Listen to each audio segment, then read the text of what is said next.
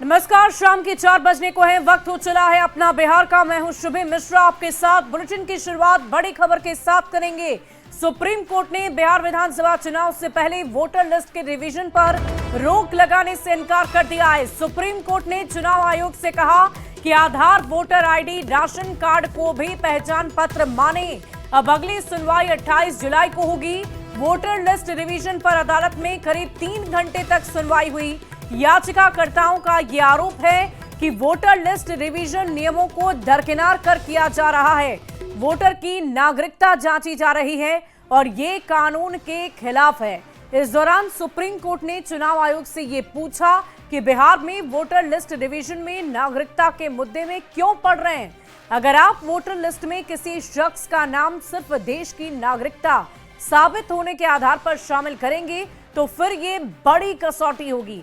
यह गृह मंत्रालय का काम है, आप उसमें मत जाइए। इस पूरे मामले को लेकर अगली तारीख 28 जुलाई की कोर्ट की तरफ से मुकर्रर कर दी गई है। माननीय सुप्रीम कोर्ट में हमारी याचिका पे भी और जो दूसरा पक्ष चाहता था कि रुक जाए, दोनों पक्षों की याचिका पे इलेक्शन कमीशन को नोटिस जारी किया है। हमारी याचिका में सारे राज्य सरकारें भी पार्टी, इसलिए उनको भी नोटिस जारी किया है।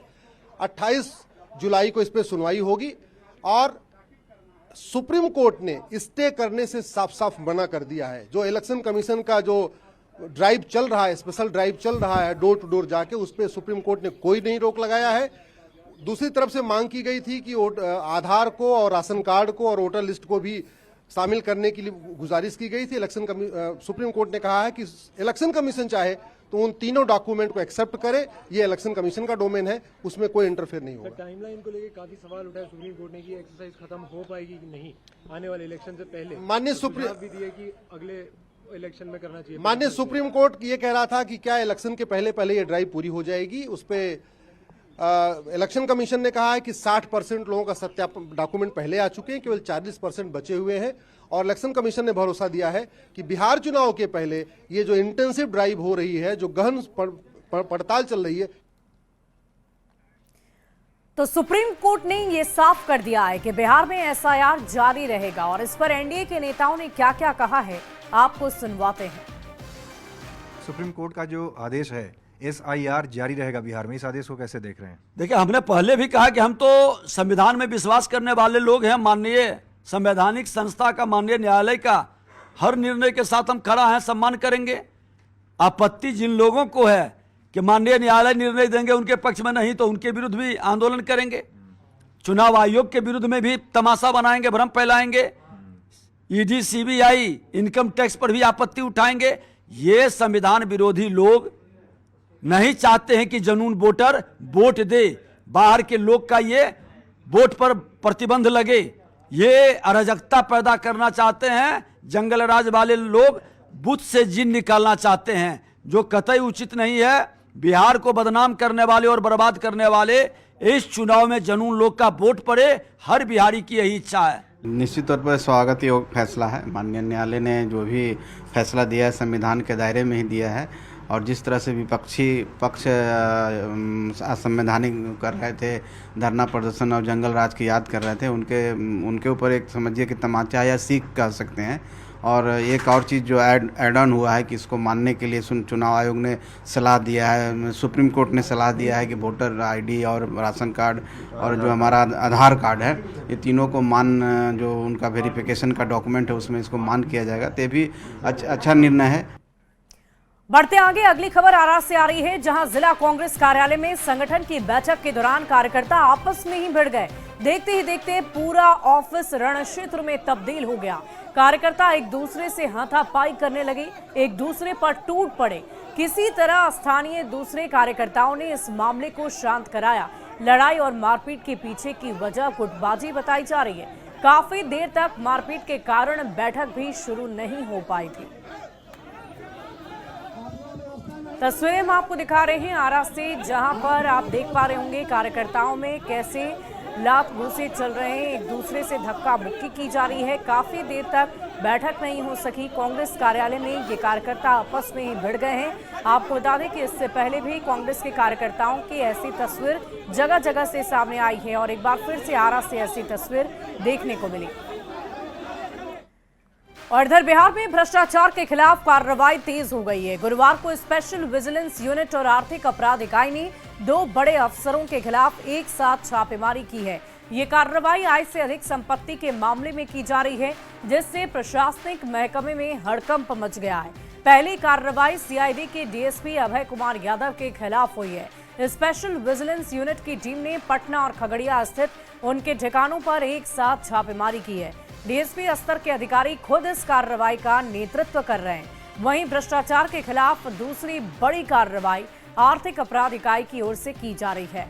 ये कार्रवाई कार्यपालक अभियंता प्रमोद कुमार के खिलाफ की गई है। प्रमोद कुमार के पटना, सहरसा और सीतामढ़ी स्थित ठिकानों पर एक साथ छापेमारी की जा रही है। नीतीश सरकार की यूएसपी रही है और आज भ्रष्टाचार के खिलाफ कार्रवाई करने वाली 2 एजेंसियों ने 2 अलग अलग मामलों में बड़ी कार्रवाई की है।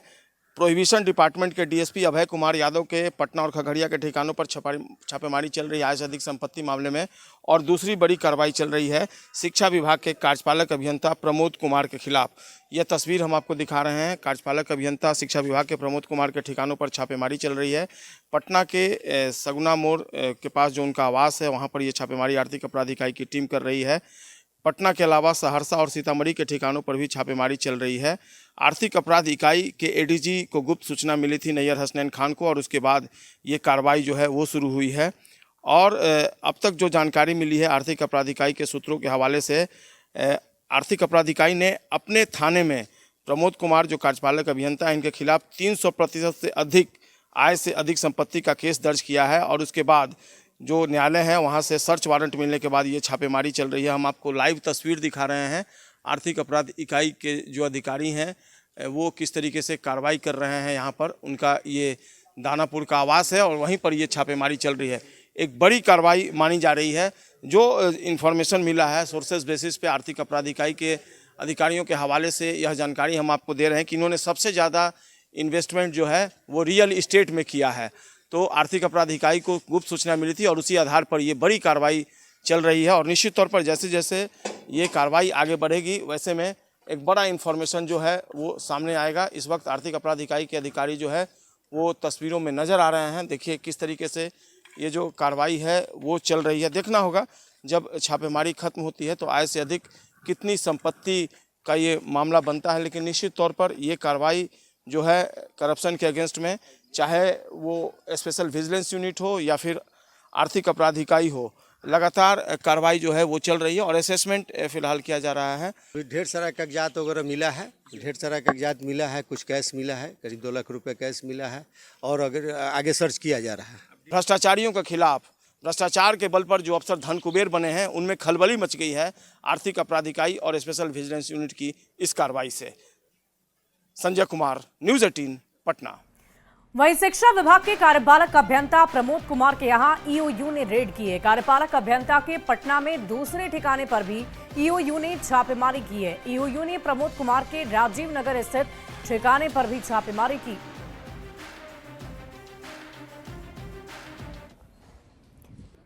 बढ़ते आगे, कार्यपालक अभियंता प्रमोद कुमार के सीतामढ़ी आवास पर भी ईओयू की रेड चल रही है। सीतामढ़ी के अलावे बिहार के पटना और सहरसा जिले में भी कार्यपालक अभियंता के 3 ठिकानों पर छापेमारी को अंजाम दिया जा रहा है। डीएसपी जाकिर हुसैन के नेतृत्व में सीतामढ़ी में इस छापेमारी को अंजाम दिया जा रहा है। आपको बता दें कि आय से अधिक संपत्ति के मामले में ईओयू ने ये रेड की है। वहीं भ्रष्टाचार के खिलाफ स्पेशल विजिलेंस यूनिट ने डीएसपी अभय कुमार यादव के ठिकानों पर छापेमारी की और आय से अधिक संपत्ति के मामले में खगड़िया और पटना में छापेमारी चल रही है। डीएसपी के खिलाफ केस दर्ज किया गया है और अधिक जानकारी दे रहे हैं न्यूज़ 18 संवाददाता संजय कुमार। आप बिहार के किसी भी सरकारी महकमे में तैनात हैं और भ्रष्टाचार कर रहे हैं तो आपकी खैर नहीं, यही मैसेज देने की कोशिश की है आज स्पेशल विजिलेंस यूनिट ने। और उसने बड़ी कार्रवाई की है पुलिस विभाग के एक डीएसपी के खिलाफ। नाम है इनका अभय कुमार यादव और सीआईडी के प्रोहिबिशन जो इकाई है उसी में ये पोस्टेड हैं और इनके ठिकानों पर आय से अधिक संपत्ति मामले में छापेमारी चल रही है। खगड़िया में छापेमारी चल रही है और पटना में छापेमारी चल रही है। पटना में फुलवारी शरीफ इलाके में छापेमारी चल रही है और खगड़िया में भी स्पेशल विजिलेंस यूनिट की टीम डीएसपी के नेतृत्व में ये छापेमारी कर रही है। आय से अधिक संपत्ति मामले में इनके खिलाफ स्पेशल विजिलेंस यूनिट जहां की आपको तस्वीर दिखा रहे हैं। यहीं पर इसके थाने में अभय कुमार यादव के खिलाफ FIR लॉन्च किया गया है। उसके बाद न्यायालय से सर्च वारंट मिला और आज सुबह से ही इनके ठिकानों पर छापेमारी चल रही है। फुलवारी शरीफ और खगड़िया से अब तक जो प्रारंभिक जानकारी मिली है, छापेमारी में जो स्पेशल विजिलेंस यूनिट की टीम है उसने बहुत कुछ चीज़ें हासिल की है और जैसे जैसे ये छापेमारी आगे बढ़ेगी, आय से अधिक कितनी संपत्ति का ये मामला बनता है उसकी जानकारी हासिल हो पाएगी। लेकिन निश्चित तौर पर जिस तरीके से लगातार स्पेशल विजिलेंस यूनिट और आर्थिक अपराध इकाई ने आज बड़ी कार्रवाई की है, उससे भ्रष्टाचारियों में हड़कंप की स्थिति मच गई है। एक जो कार्यपालक अभियंता हैं उनके आवास पर पटना में छापेमारी पटना और दूसरे जिलों में चल रही है और DSP के खिलाफ भी कार्रवाई चल रही है। देखना होगा आय से अधिक संपत्ति का ये कितने का मामला बनता है। लेकिन निश्चित तौर पर इस तरह की कार्रवाई से न केवल भ्रष्टाचार पर अंकुश लगेगा बल्कि भ्रष्टाचारियों में भी दहशत का माहौल कायम होगा। संजय कुमार, न्यूज़ 18 पटना। और इधर अभियंता प्रमोद कुमार के सहरसा आवास पर भी EOU ने छापेमारी की है। छापेमारी आय से अधिक संपत्ति मामले में की गई है। सहरसा में कार्यपालक अभियंता प्रमोद कुमार के 3 ठिकानों पर छापेमारी हुई है। हालांकि कुछ कागजात जरूर बरामद किए गए, लेकिन इनके अलावे कुछ भी बरामदगी की बात सामने नहीं आई है। कार्रवाई में आर्थिक अपराध इकाई के 2 DSP और 3 इंस्पेक्टर भी शामिल हैं। प्रमोद कुमार एक इंजीनियर हैं, उनके विरुद्ध में EOU में केस दर्ज हुआ है। DA का केसेस है आय से अधिक संपत्ति का। इस सिलसिले में हम लोग यहाँ रेड करने के लिए आए हुए थे। यहाँ पे आदर्श कुमार हैं डॉक्टर साहब, उनके मकान में किराए पे ये रहते हैं। इनके घर की तलाशी माननीय न्यायालय के आदेश पर लिया गया है। कितने सहरसा में कितने जगह पे हो रही है? सहरसा में 3 जगह पे हो रही है। और इधर बिहार पुलिस मुख्यालय में सिवान में ट्रिपल मर्डर केस मामले में बड़ी कार्रवाई करते हुए महाराजगंज DSP राकेश कुमार रंजन को हटाकर पुलिस मुख्यालय से अटैच कर दिया है। सारण रेंज के DIG की अनुशंसा पर DGP विनय कुमार ने ये कार्रवाई की है। DSP पर इस ट्रिपल मर्डर केस में बड़ी स्तर पर लापरवाही बरतने के आरोप जो मिले थे उसी को जांच पड़ताल में सही पाया गया है। पुलिस मुख्यालय की इस कार्रवाई के बारे में बिहार पुलिस मुख्यालय की ओर से और अधिक जानकारी दे रहे हैं न्यूज़ 18 संवाददाता ने इस पूरे मामले को लेकर रिपोर्ट भी तैयार की है। आपको बता दें कि बीते दिनों मलमलिया मोड़ के पास आपसी वर्चस्व को लेकर 2 गुटों के बीच हिंसक भिड़ंत हो गई थी। तलवारों से लैस इन गुटों की भिड़ंत इतनी भयावह थी कि मौके पर ही 3 लोगों की जान तक चली गई। बिहार पुलिस मुख्यालय ने फील्ड में काम करने वाले पुलिसकर्मियों और अधिकारियों को एक बड़ा मैसेज दिया है। दरअसल सिवान में जो ट्रिपल मर्डर हुआ था और 3 लोगों को घायल कर दिया गया था, उस मामले में बिहार पुलिस मुख्यालय ने बड़ी कार्रवाई करते हुए महाराजगंज के DSP राकेश कुमार रंजन को वहां से हटा दिया है और उनको पुलिस हेडक्वार्टर से अटैच कर दिया है।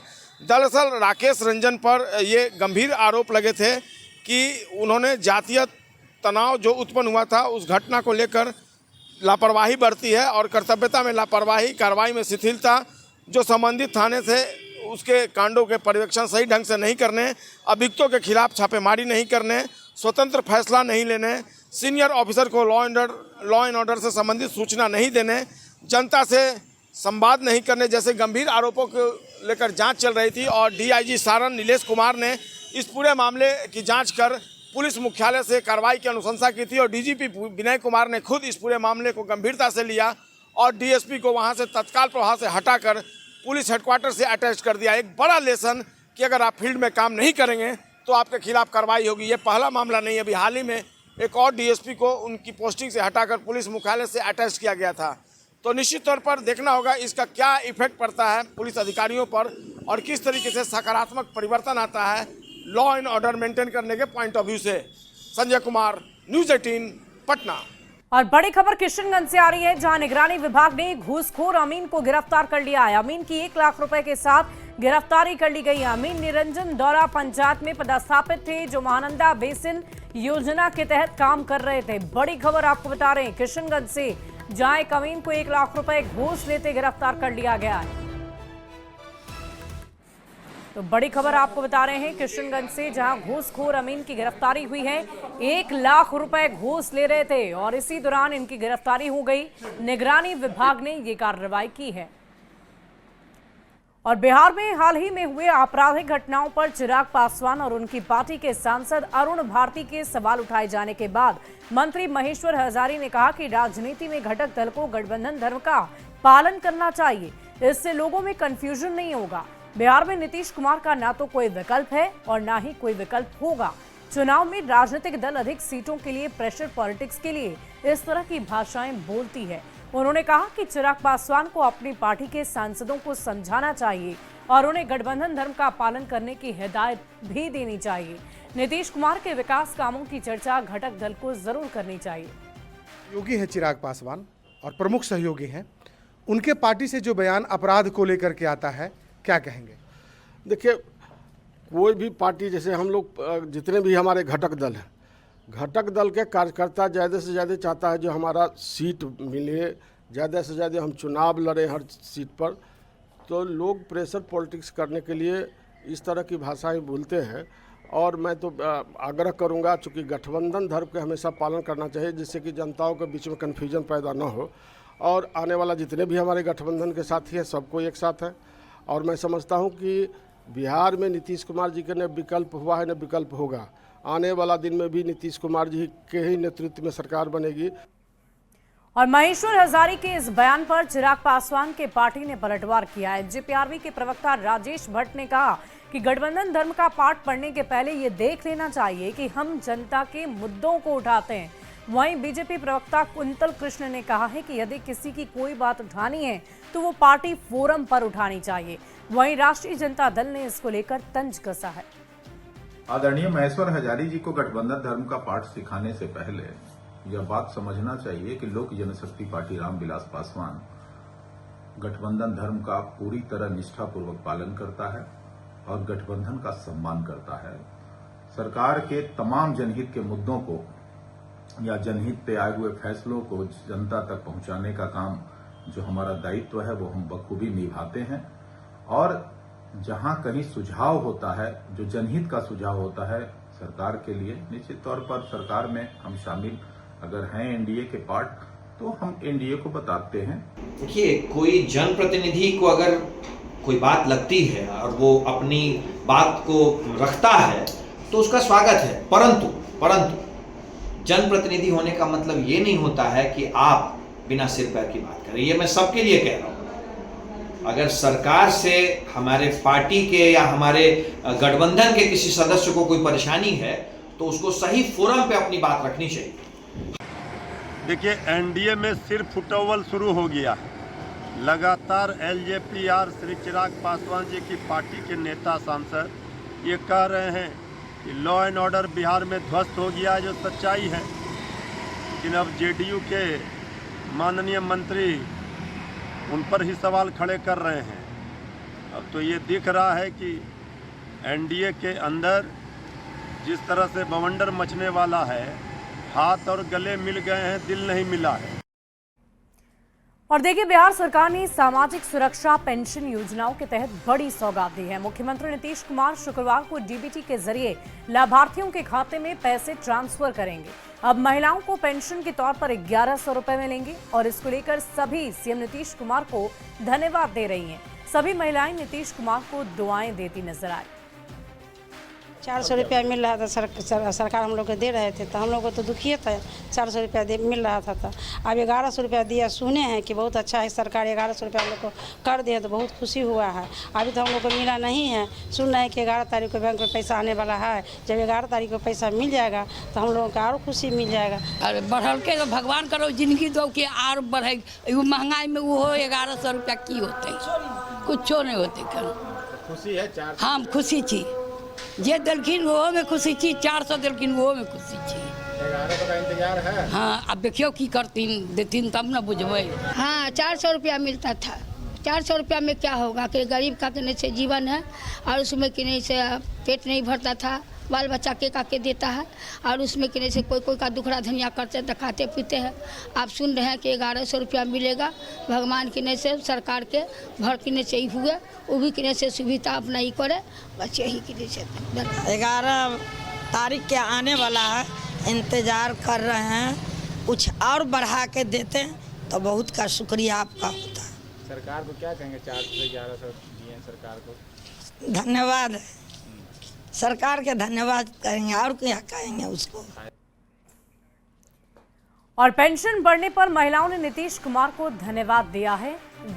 आपको बता दें कि लगातार महिलाओं की तरफ से बिहार के मुख्यमंत्री नीतीश कुमार को लेकर लगातार दुआएं दी जा रही हैं और उनकी प्रशंसा करते महिलाएं थकती नहीं नजर आ रही। देते हैं कि 400 से हो गया है 1100, हम लोग यही में खुश है। भगवान करे कि वो ऊपर हो कि हम लोग के बढ़े। अपने नीतीश चाचा जी को बहुत बहुत धन्यवाद देना चाहेंगे कि उन्होंने हम महिलाओं के प्रति इतना प्यार इतना दिखा रहे हैं कि हम महिलाओं के विकास कैसे हो। और फिलहाल इस बुलेटिन में अभी के लिए बस इतना ही। आगे देखिए जोहार झारखंड।